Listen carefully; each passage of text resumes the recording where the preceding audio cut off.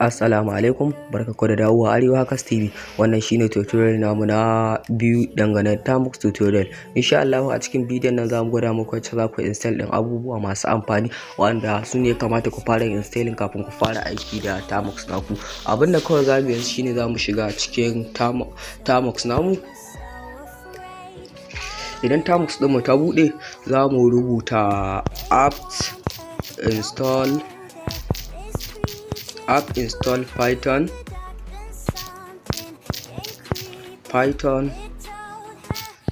-y.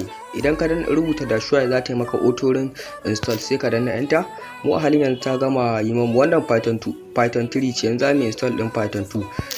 apt install python 2-y, sai mu danna enter.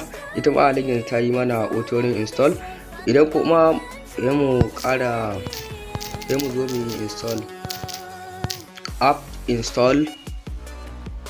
install git. Wannan git din za ta baka dama da za ka yi installing din GitHub tools. Sai mu zo mu yi install din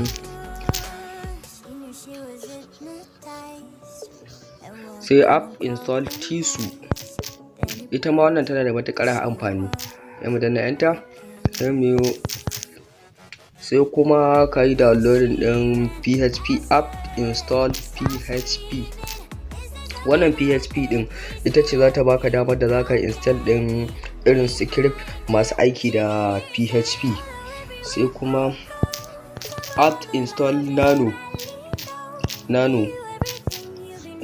Wannan ita ce za ta baka damar da za ka yi amfani da nano editor. Sai mu danna enter. Sai kuma apt install unzip. Wannan ita ce za ta baka damar da za ka extracting na zip file.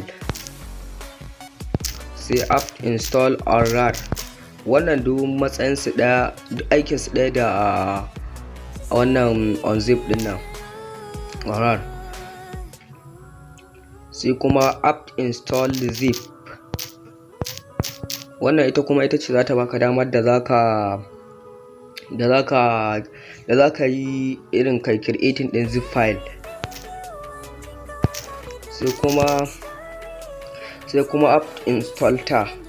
Ita ma wannan tar din tana da matukar amfani. Sai kuma apt install OpenSSH.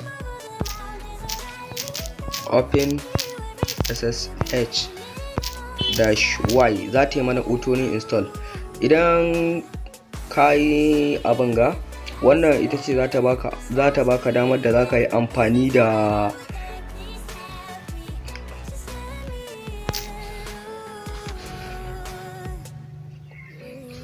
wannan OpenSSH din. Amfaninta za ka iya aiki da ita ka yi connecting na SSH. Sai kuma apt install dropbear.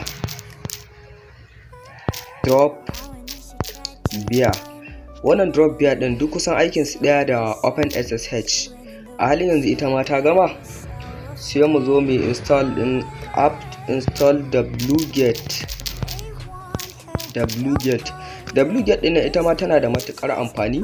Sai mu zo mu install din apt install tar.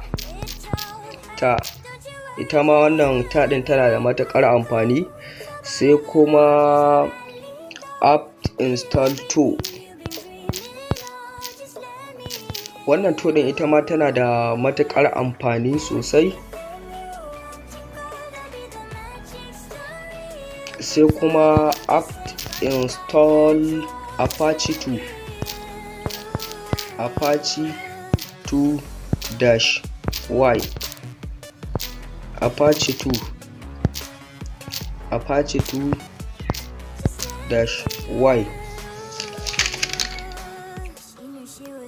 Ita wannan apache 2 din za ka yi amfani da irin web server wanda take running din IP address.